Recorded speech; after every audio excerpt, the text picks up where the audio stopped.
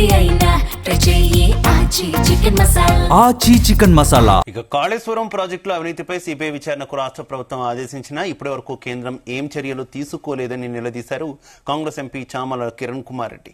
CBI విచారణకు ఎందుకు మొదలు పెట్టలేదన్నారు. ఇక కేసీఆర్ ఫ్యామిలీపై 48 గంటల్లో చర్యలు తీసుకుంటామన్న కిషన్ రెడ్డి మాటలు ఏమయ్యాయని ప్రశ్నించారు చామల. సిబిఐ ఎంక్వైరీ అడిగింది, ఇప్పటి మటుకు ఎందుకు దాన్ని మీరు పట్టించుకోవట్లేరు?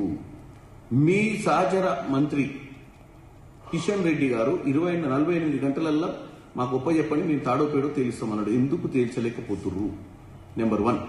నెంబర్ 2, విద్యుత్ కొనుగోలు ఒప్పందాలు, భద్రాద్రి యాదాద్రి పవర్ ప్రాజెక్ట్ లో జరిగినటువంటి అవకతవకలు అక్రమాల మీద కూడా జస్టిస్ మదన్ బి లోకూర్ గారు ఇచ్చినటువంటి 114 పేజీల రిపోర్ట్ ఉంది. మరి దీని మీద సిబిఐ ఎంక్వైరీ కూడా చేయాలి కదా. నిజంగా మీకు బాగా పట్టుదల ఉంది, ఈ రాష్ట్రంలో మీరు నిజంగా జెండా ఎగిరేయాలనుకుంటే అప్పుడు 10 ఏళ్ల అధికారంలో ఉన్నప్పుడు నిమ్మకు నీరెత్తిన దోసుకుంటూ పోతుంటే, ఇప్పుడు మేము ఈ కాళేశ్వరం మీద, విద్యుత్ కొనుగోళ్ల మీద, ఈ ప్రాజెక్టుల మీద ఉన్న రిపోర్ట్లన్నీ ఇచ్చి సిబిఐ ఎంక్వైరీ ఏమని చేయనికి ఏం సమస్య? మీకు చిత్తశుద్ధి ఉందా లేదా అనేది ప్రజలు కానీ మేము కానీ అడుగుతాం కదా.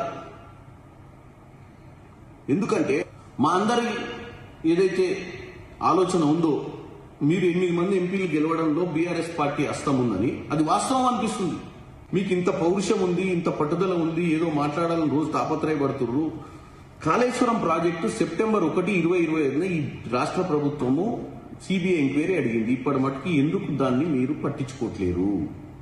మీ సహచర మంత్రి కిషన్ రెడ్డి గారు 48 గంటలల్లో మాకు చెప్పండి, మేము తాడో పేడో తేలుస్తామన్నాడు. ఎందుకు తేల్చలేకపోతుర్రు? నెంబర్ 1.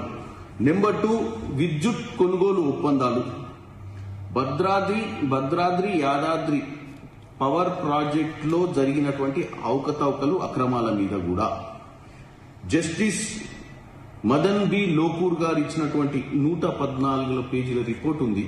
మరి దీని మీద సిబిఐ ఎంక్వైరీ కూడా చేయాలి కదా. నిజంగా మీకు